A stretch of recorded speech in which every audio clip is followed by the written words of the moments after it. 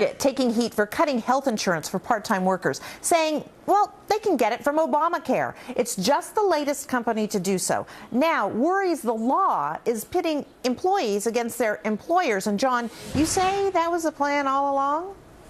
Yes, Doug, Charles Krauthammer is one of the first ones that brought this up. I have a lot of respect for Mr. Krauthammer. He's a smart guy. He's right, as he usually is. And there's a reason that you don't have a subsidy for a part-time worker. They wanted to go on the government rolls. The government wants to take over this health care exchanges, which, by the way, they're getting to. 35 of the 50 states have said we can't afford it. They're pushing it back to the federal government. The federal government had planned this all along to control this insurance market. It looks like they're getting their way. Well, Jonas, is there something wrong anyway with employers providing employees with health care? Yeah, and what is this bogus relationship between this contract between the employer and the employee? Why should Target have to provide health insurance to a part-time worker stocking shelves 20 hours a week? That is absurd anyway and puts them at a competitive disadvantage.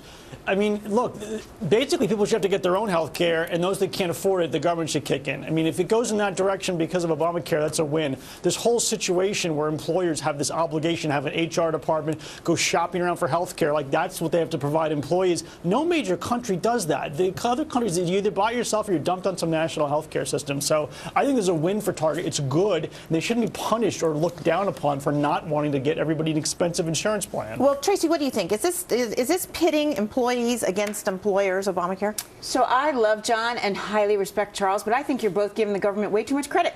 I don't think they're smart enough to figure something like this out. That would be conniving and conspiratorial, and they're not that smart. I think this is a complete unintended consequence. They screwed up from the get-go with this because, as we all know, Nancy Pelosi said it, nobody read the thing. No one knew stuff like this was going to happen, and here we are again. Every day we get a new revelation about how this thing is going to fall apart at the seams. All right, Mark, weigh in here. How's it going to fall apart at the seams? You're adding new enrollees to Obamacare. Let's remember, too, that we're talking about Target having 10% of its part-time employees that have even signed up for their health care in the first place. Most of them, when you think about part-time employees at Target, are probably high school students, college students, are on their parents' health care. The vast majority are getting it from their spouse, for example, or maybe even have Medicare. So we're not talking about a huge number of people here. Part of the reason Target is canceling its health care is because, as it says, it has such low participation rate. And guess what?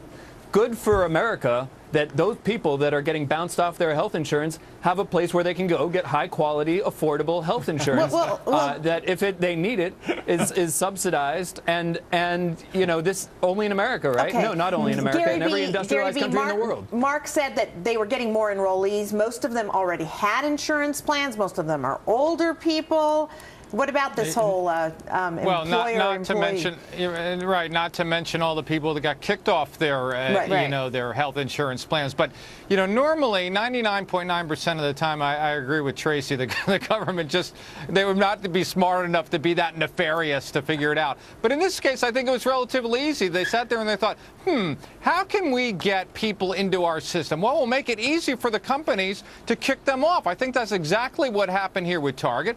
You know, basically they said it's 10% of our employees, we can wipe our hands and, you know, be done with them and they can go into the Obamacare. And, you know, I think that's more and more as that becomes, you know, Mark's dream, I suppose, is that more and more people come into that. And then these companies, you know, they get rid of health care. We eventually move to the single-payer system. Now, the fault with Mark's problem is Mark says, oh, my gosh, it's so great that they can go to the government. Yes, they could also do that in a free market if we had one in health care, which we don't. Okay, thanks, guys. Last word there. So before you say, I do, this may have you say, I don't. One state proposing to force couples to take pre-wedding classes. Talk about giving love a bad name.